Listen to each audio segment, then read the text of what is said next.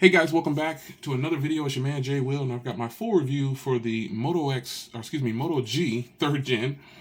And normally when I do a review, I go over a bunch of lists of things, and I'm still going to do that. But the first thing I wanted to start with this time with my review is the camera. That has got to be the number one question that people have asked. How is the camera? So I'm going to go ahead and fire up the camera here, and I'm going to take a photo. Couple of different shots. Let's turn on.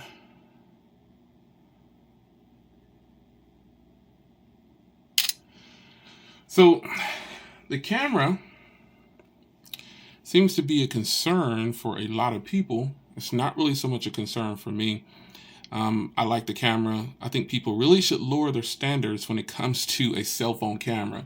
This camera in particular, on a $179 device, is great. And this is the camera from the Nexus 6, by the way. So this camera is really good. I thought the Nexus 6 camera was good, and I think this camera is great. They've done some software tweaks, so they say, to get it to really shine out. But this camera, take another photo here. It's good. If you say the camera is bad, okay, it's bad to you, but I see a cell phone taking great photos. Video is even better. You can see the detail there. This camera is great, man. This camera is great. And the settings are minimalistic. You can actually go in and install the Google camera. I did that, but the Google camera kept crashing for some reason. I don't know why. I don't know if it was just because I was loading a bunch of stuff at one time, but nonetheless, this camera is great for the people that are asking. As you can see here, I'll go next to the body. I've gone with the Cabernet look with the champagne highlights. I think this combination is really sexy. I think it's nice. The grip on here is really nice. You can just buy shells. You don't even need a case because this is waterproof. Ip Ipx7.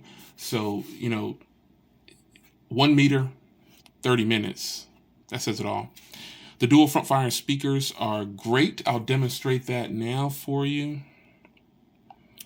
Let's get open my trailer here.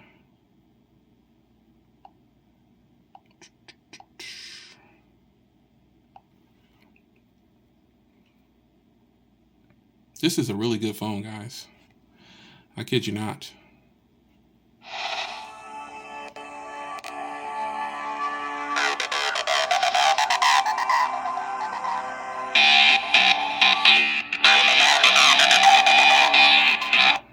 It's good. I didn't mean to close that, but it's good.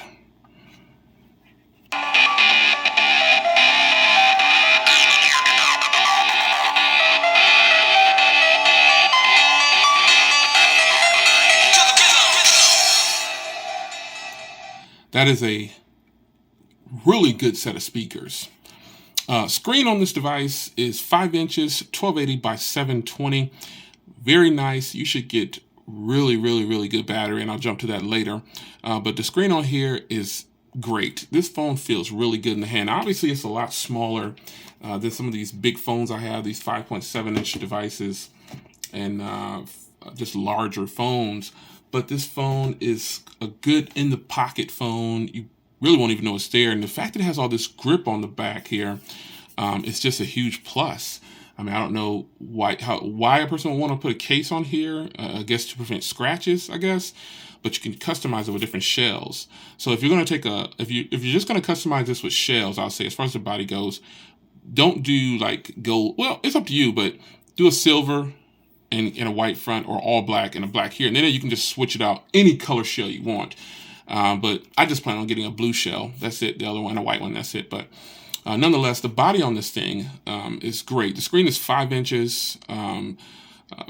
Great pixel density. It's really good. I really like the screen. Beautiful viewing angles on it. It's good. So back to the body on this thing. Headphone jack's on the top. and this is one of the few companies that can do it, and I'm okay with it. It's Motorola. They put it in the center, and the way the body is curved and the way it's bent, it just feels really good. Cancellation microphones up there, and sync and charge is on the bottom. And the little groove there is where you take it off the back. I'll show you in a second here. 5 megapixel on the front with some proximity sensors and 2 speakers. And on the back, you've got that gorgeous 13 megapixel camera with dual tone LED flashing. You got the beautiful Motorola dimple there. On this side, you've got a textured power button. It's a textured power button, and you got your volume rocker. So popping the back off,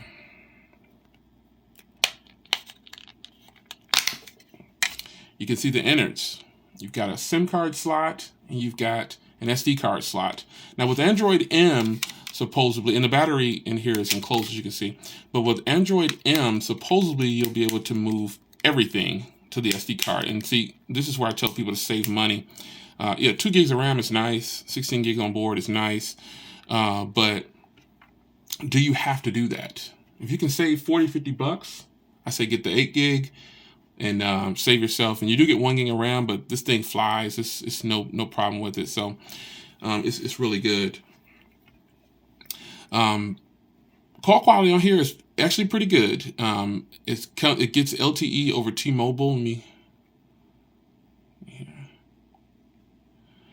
LTE over T-Mobile, it popped up really fast. It's really good, and you don't get any HD calls, but it is super clear.